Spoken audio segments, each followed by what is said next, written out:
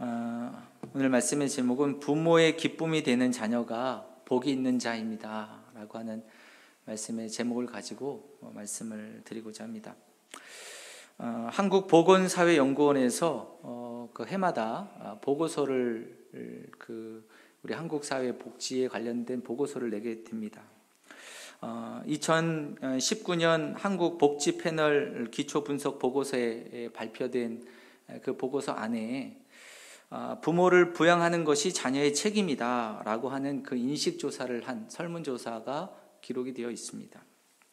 이 5가지 척도로 설문조사를 했는데요. 매우 동의한다, 그리고 동의한다, 동의도 반대도 하지 않는다, 반대한다, 매우 반대한다, 이렇게 5가지 그 척도로 해서 조사를 했습니다. 결론부터 말씀을 드리면 부모 부양의 그 자녀의 책임이 있다라고 하는 것에 반대하는 반대 비율이 40.94%, 찬성 비율은 23.34%로 반대가 찬성보다 높았습니다. 이 반대 비율에는 이 반대하는 그 사람들과 또 매우 반대한다, 여기가 이제 포함이 되어 있는 거고요. 찬성 비율에는 찬성과 매우 찬성이다라고 하는 것이 이제 포함이 되어 있습니다. 부모의 부양은 자녀의 책임이 아니다라고 하는 인식이 지금 우리 사회 가운데 높았다라고 하는 것을 말해주고 있는 그런 그 설문조사입니다. 이 부모를 부양하는 것이 자녀의 책임이라고 하는 이 인식조사는 3년에 한 번씩 이루어지게 되는데 2016년도에도 자료가 있는데 거기서 보면 반대 응답이 34.8%였습니다. 그리고 찬성 응답이 33.2%였습니다. 그러니까 3년 만에 그 인식이 더욱더 부모를 부양하는 것이 자녀들의 책임이 아니다라고 하는 인식이 훨씬 더 높았다는 것을 보여주고 있는 것이죠. 2016년에는 그 차이가, 찬성과 그 반대의 그 차이가 1.5% 정도밖에 안 났는데 2019년에는 약 한 17% 정도가 차이가 많이 나고 있는 것을 봅니다.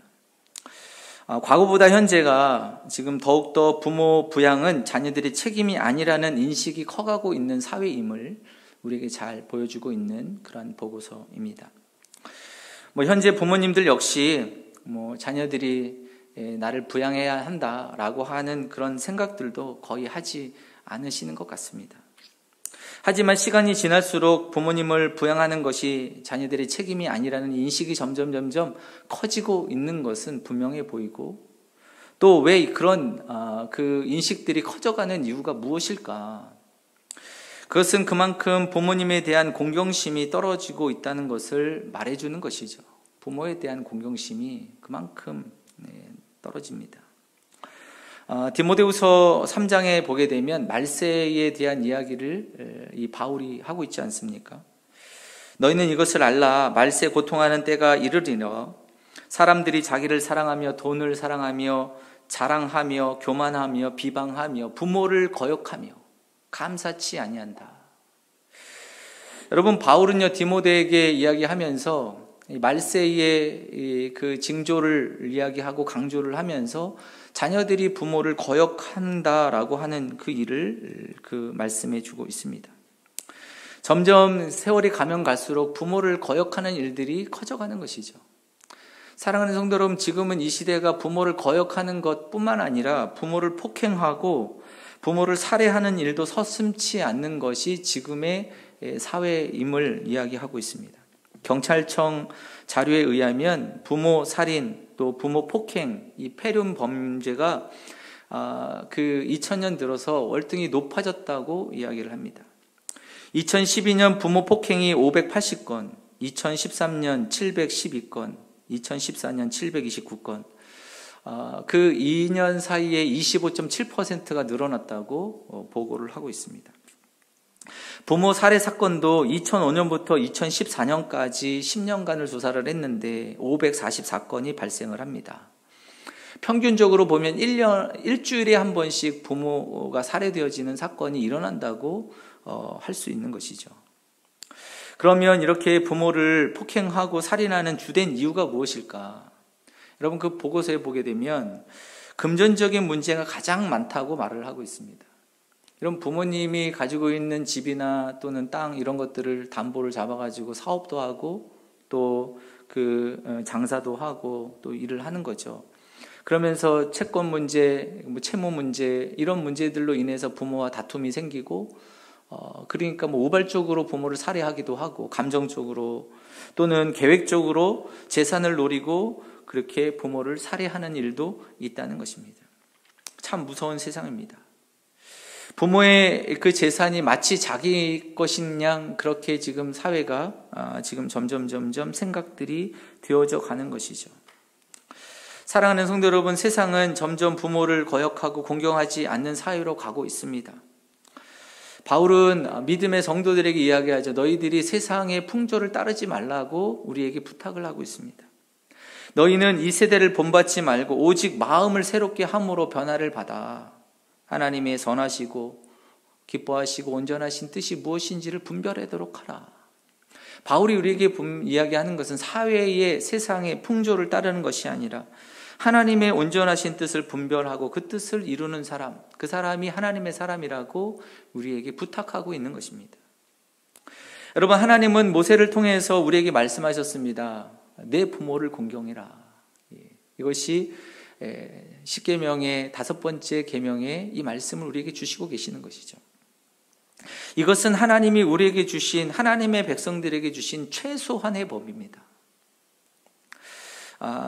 이것은 하나님이 우리에게 주신 있으나 마나한 법이 아니라 하나님께서 우리에게 꼭 당부하면서 주신 말씀이죠. 그러기에 여러분, 우리가 이 하나님의 법을 우리가 마음에 간직해야 합니다. 특별히 그 시내산에서 모세가 올라가서 2 돌판을 받습니다. 유대인들은 이 돌판에 오른쪽에 또 5개의 계명이, 또 한쪽에는 또 5개의 계명, 이렇게 5개의 계명식이 새겨져 있다고 이야기를 하고 있습니다. 여러분, 그런데 우리가 그 10계명을 학자들이 연구를 하면 크게 2 부분으로 나눕니다. 1계명부터 4계명까지는 하나님을 향한 계명이라고 얘기를 하고, 그리고 5계명부터 10계명까지 6개의 계명은 사람들 관계 가운데에서 지켜야 할 계명이라고 그렇게 그 분류를 하고 있습니다. 여러분, 유대인들이 이야기하는 것처럼 한쪽에 하나님께 향한 그 계명이 쓰여져 있는 그곳에 5개의 계명이 쓰여져 있다면, 거기에 부모를 공경하라고 하는 그 말씀이 그 돌판에 쓰여져 있다면, 여러분, 하나님을 경외하는 그 마음으로 부모를 경외해야 함을 이야기한다고 우리가 해석을 하게 되죠. 혹시나 그것을 떨어뜨려 둔다 할지라도 하나님을 향한 그 계명 가운데 1계명부터 4계명까지는 첫 번째 계명이 너는 나 외에 다른 신을 내게 있게 하지 말라, 두지 말라, 하나님만을 경외하라, 하나님만을 공경하라고 말씀하는 것이 첫 번째 계명이죠. 사람들 안에 서로 간에 행하는 그 계명 안에도 첫 번째 계명이 무엇입니까? 부모를 공경하라는 말씀입니다. 그만큼 하나님을 공경하듯 부모를 공경하라고 우리에게 주신 말씀이라는 것을 우리는 기억하게 됩니다. 사랑하는 성도 여러분, 정말로 우리가 이 땅에서 부모는 하나님의 대리자로서 이 땅에 우리에게 주신 분이 부모님이십니다. 마틴 루터도 대교리 문답에서 부모는 세상에서 하나님의 대리자라고 말씀합니다. 또 신학자 칼바르트도 역시 부모는 하나님의 대리자라 이렇게 얘기를 하고 있습니다. 그래서 구약 성경에 보게 되면 부모가 자녀를 위해서 축복하면 하나님이 그 부모를 통해서 자녀들에게 복을 주십니다. 아브라함과 이삭과 야곱, 그들이 부모로서 그 자녀들을 축복할 때 그 축복이 그 자녀들에게 임하였음을 성경은 우리에게 말씀해 주고 있죠. 부모가 하나님의 대리자의 역할을 하고 있다는 것을 보여주고 있는 것입니다. 유대인의 탈무드에도 이런 격언이 있습니다. 하나님께서 세상의 모든 자녀들에게 돌볼 수 없기 때문에 어머니를 주셨다라고 하는 격언입니다.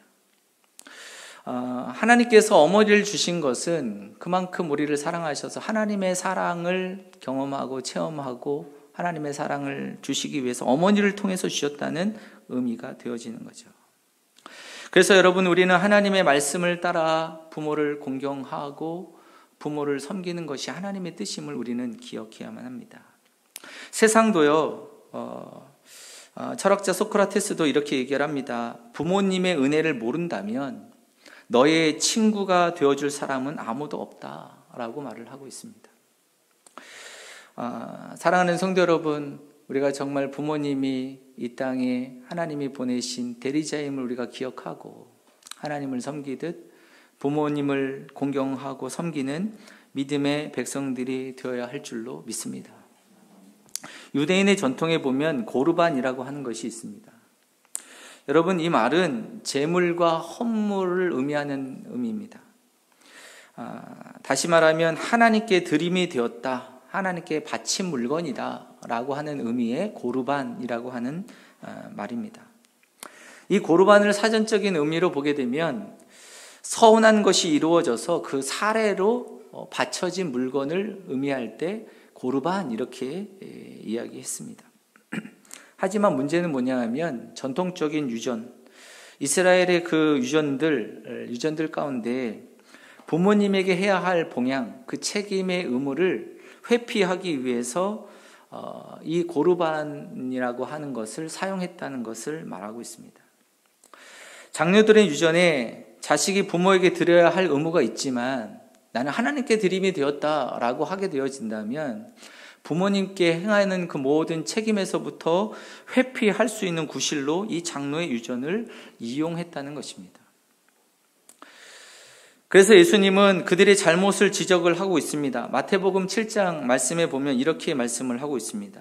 너희는 이르되 사람이 아버지에게나 어머니에게나 말하기를 내가 드려 유익하게 할 것이 고르반 곧 하나님께 드림이 되었다고 하기만 하면 그만이라 하고 자기 아버지나 어머니에게 다시 아무것도 하여 드리기를 허락지 아니하여 너희가 전한 전통으로 하나님의 말씀을 폐하며 또 이 같은 일을 많이 행하느니라 라고 말씀합니다.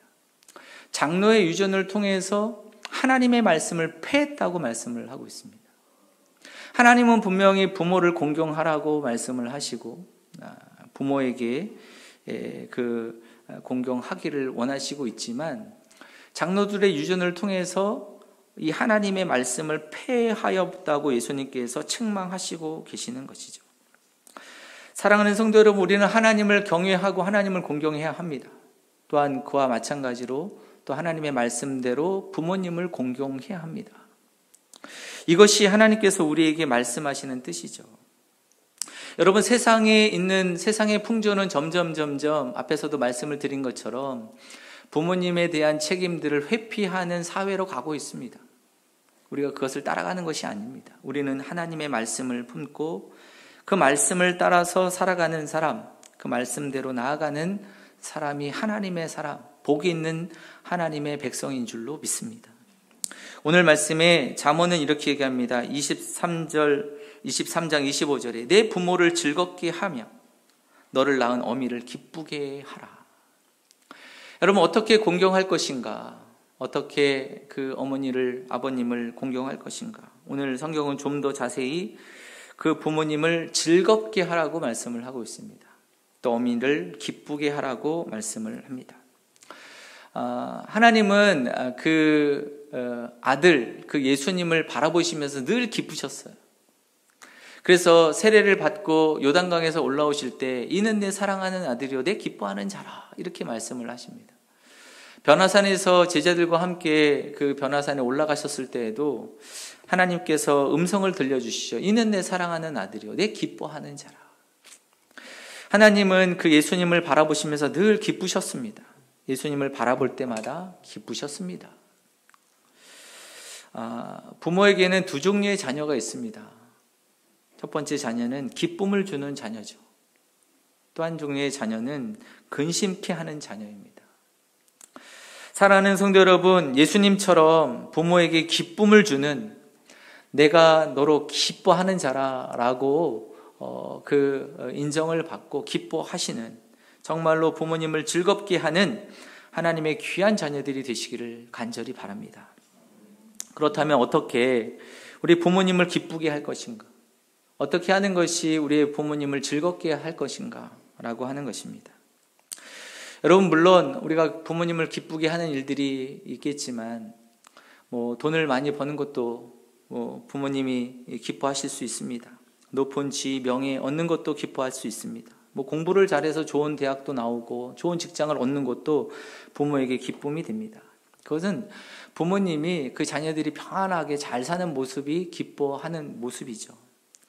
그런데 오히려 때로는 똑똑한 자녀들이 부모의 마음을 더욱더 아프게 해드릴 때가 훨씬 많은 것을 봅니다. 부모님을 기쁘시게 해드린다는 것은 우리가 부모님의 마음을 헤아린다는 것을 말하는 것이죠. 부모님의 마음을 헤아리고 그 부모님의 마음의 걱정과 근심과 이 모든 것들을 다 헤아리고 그 마음을 평안케 하는 것이 또한 부모에게 기쁨을 드리는 것일 것입니다. 여러분, 부모님은 다른 것이 아니라 우리의 부모가 자녀를 얼마나 사랑하시는가, 그것을 우리가 그 마음을 헤아리고 또 우리를 향해서 고생하시고 수고하셨던 것들을 헤아리고 알아줄 때 부모님들은 참으로 기뻐하시죠. 당연히 부모님의 마음을 헤아리는 사람들은 부모님의 말씀에 순종하는 사람들일 것입니다. 부모님의 사랑을 알기 때문에, 부모님의 마음을 알기 때문에, 그러기에 부모님의 말에 귀를 기울이고 부모님께 순종하는 사람이 되어집니다. 그래서 에베소서 6장 1절 2절 말씀에 바울은 우리에게 권면을 하고 있습니다. 자녀들아, 너희 부모를 주 안에서 순종하라. 이것이 옳으니라. 내 아버지와 어머니를 공경하라. 이것이 약속 있는 첫 계명이니 이는 내가 잘되고 땅에서 장수하리라. 골로새서 3장 20절 말씀에도 말씀합니다. 자녀들아, 모든 일에 부모에게 순종하라. 이는 주 안에서 기쁘게 하는 것이라. 할렐루야. 우리가 부모에게 순종하는 것이 주님도 기쁘시게 하는 것이고 하나님 앞에 복을 받는 일임을 바울은 우리에게 들려주고 있습니다. 지난 3월에 그 미스트롯이라고 하는, 여러분 아마 많이 보셨을 것입니다. 거기에 두 번째 미스트롯에 진이 된 그 가수가 양지은이라고 하는 가수죠. 이 가수가 맨 처음에 결승전 7명 가운데 들지 못했습니다. 그래서 떨어졌거든요. 그리고 근데 이제 그 7명의 그 결승전에 올라간 사람 가운데 학생 때 학교 폭력을 행한 그 사실이 밝혀지면서 탈락을 하게 됩니다. 그래서 그 아깝게 탈락한 그 차점자 중에서 가장 점수가 높았던 양지은 경연자가 이제 올라가게 되어지는데 마지막 결승전 그날 바로 전날 연락을 받은 거예요. 그래서 하겠냐라고 할 때에 갈등이 좀 생겼죠. 연습도 제대로 하지 않으니까 될까? 근데 이제 남편이 용기를 줍니다. 네가 이거 하지 않고 후회 안 할 자신 있으면 하지 말고 만약에 후회가 될 것 같으면 도전하라. 남편의 용기를 얻어서 이제 도전을 하게 됩니다. 결승전에서 미스 트롯 진으로 이제 우승을 하게 되고 그리고 상금도 1억 5천만 원을 받고 부상도 받는 그런 영예를 안게 됩니다. 사실 맨 처음에 이 경영 프로그램에 이제 나오게 된 이유 중에 하나는 이 아빠에게 기쁨을 드리기 위해서 나온 거죠.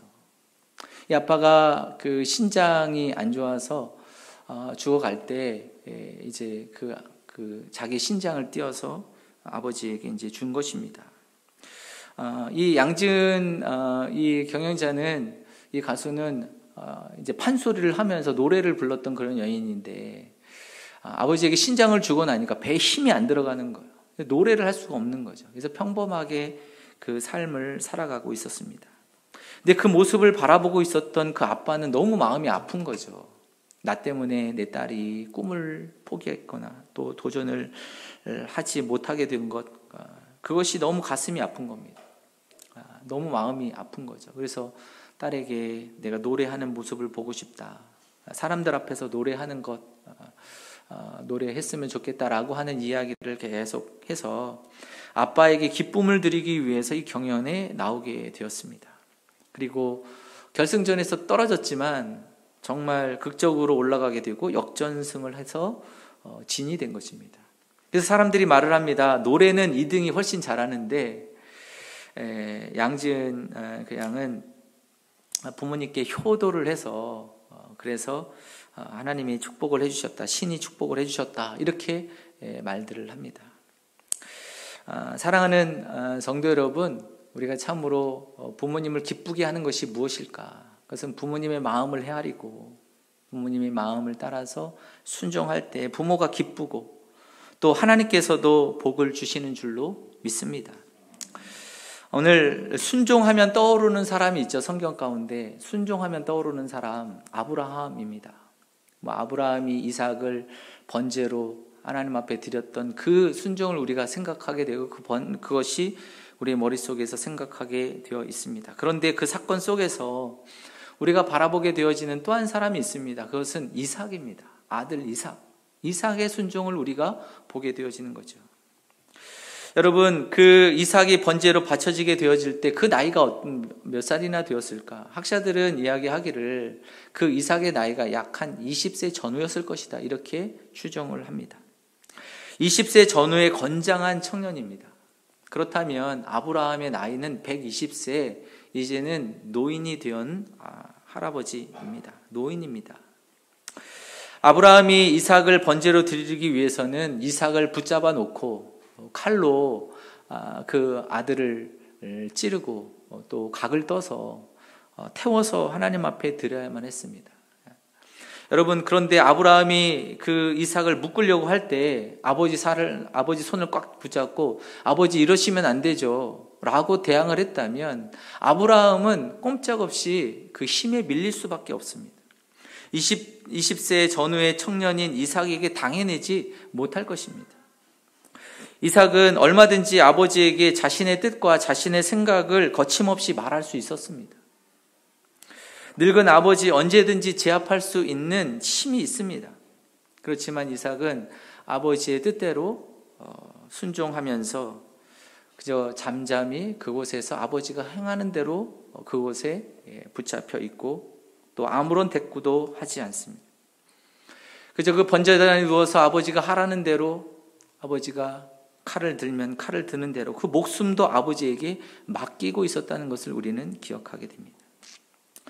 아들 이삭, 이 아버지를 따라서 아버지가 행하는 대로 순종하며 그 자리에 누워있을 때, 그리고 죽음을 각오하고 그 자리에 순종하며 누워있을 때 하나님께서 말씀을 하시죠. 다급한 목소리로 아브라함아 아브라함아 부르시면서 그 아브라함을 맡고 계시는 것이죠. 여러분, 이 위급한 그리고 긴장된 순간이 지나고 나서 아브라함이 자기 아들 이삭을 생각할 때 어떤 생각이 들었을까? 참으로 자랑스럽다. 참으로 끝까지 믿어주고 끝까지 순종해준 그 아들이 얼마나 대견하고 고마웠을까? 사랑하는 성도 여러분, 부모에게 순종하는 것은 참 쉬운 일은 아닐 것입니다. 왜냐하면 지금 부모님들은 현재 우리보다 힘도 약할 뿐만 아니라 배운 것도 우리보다 많지 않다고 생각하기 때문에 요즘 세상이 얼마나 빠르게 변하고 얼마나 그 세상이 급격하게 변하는데 우리가 더 많이 안다고 우리가 더 많이 똑똑하다고 부모님을 무시할 때가 참 많지 않습니까? 그래서 부모님의 이야기를 잘 듣지 않습니다. 무시하는 것이죠. 부모님의 판단, 부모님의 결정, 그것보다 내가 더 앞서가고 내가 더 옳은 판단을 한다고 생각하기 때문에 부모님의 말을 무시하는 것입니다.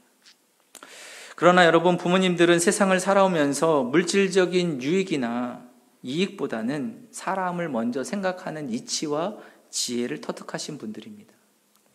믿음의 부모님들이라면 하나님이 이 땅을 다스리시고 계신다는 것을 믿고 말씀을 따라서 그 지혜를 따라서 말씀하시는 분들이십니다. 그러게 여러분, 우리가 눈에 보이지 않는 그 하나님, 그 보이지 않는 그 세계를 바라보시면서 이야기하시는 그 부모님의 말씀을 헤아리고 부모님의 말씀에 순종하는 믿음의 성도들이 되시기를 간절히 축복합니다. 웃은 이야기가 있습니다. 어느 교회에서 5월달이 되어서 가정의 달 어버이 주일이 되어 주일학교에 있는 아이들에게 암송을 시켰습니다. 그래서 우리가 잘 아는 말씀처럼 내 부모를 공경하라. 그리하면 내 하나님 여호와가 내게 준 땅에서 내 생명이 길고 복을 누리리라. 이 말씀을 이제 외우는 건데요. 한 아들이 주일학교를 다니는 아들이 집에서 그 말씀을 외우는데 자꾸 내 부모를 공격하라.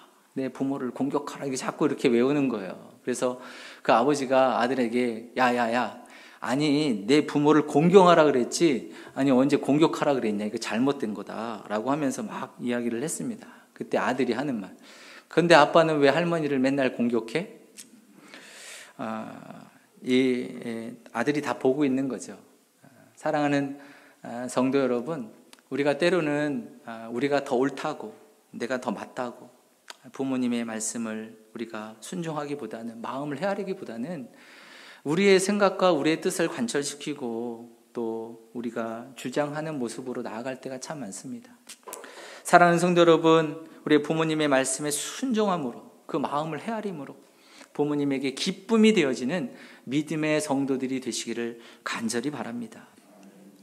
옛날 중국 문헌 한시 외전에 이런 글이 있죠. 나무가 평온하기를 원하여도 바람이 멋지 않고, 자식이 부모에게 효도하기를 원하여도 부모님이 자식을 기다려주지 않는다. 그렇습니다. 우리가 정말 부모님을 효도하려고 해도 그 날이 얼마 남지 않았음을 우리가 생각하게 되죠. 언제 어떻게 또 부모님이 돌아가실지 모릅니다. 우리가 살아 생전에 부모님의 말씀에 귀 기울이고 부모님을 공경함으로 또 기쁘시게 함으로 참으로 하나님의 복을 받고 또한 하나님의 은혜를 흘려보내는 아름다운 믿음의 백성들 한 분 한 분들이 다 되시기를 간절히 축복합니다. 함께 한번 기도하겠습니다. 은혜로우신 하나님, 감사합니다. 하나님께서 하나님의 대리자로 부모님을 저희들에게 보내어 주셔서 부모님들을 통해서 하나님의 사랑을 또 받게 하시고 또 그 은혜를 누릴 수 있도록 은총을 베풀어 주시니 감사합니다. 우리가 하나님을 경외하듯 부모님을 공경하며 부모님을 또 즐겁게 하며 기쁘게 하는 하나님의 자녀들 되게 하여 주시고 하나님의 복을 얻는 믿음의 자녀들이 다 되게 하여 주시옵소서. 감사드리며 예수님의 이름으로 기도드립니다. 아멘.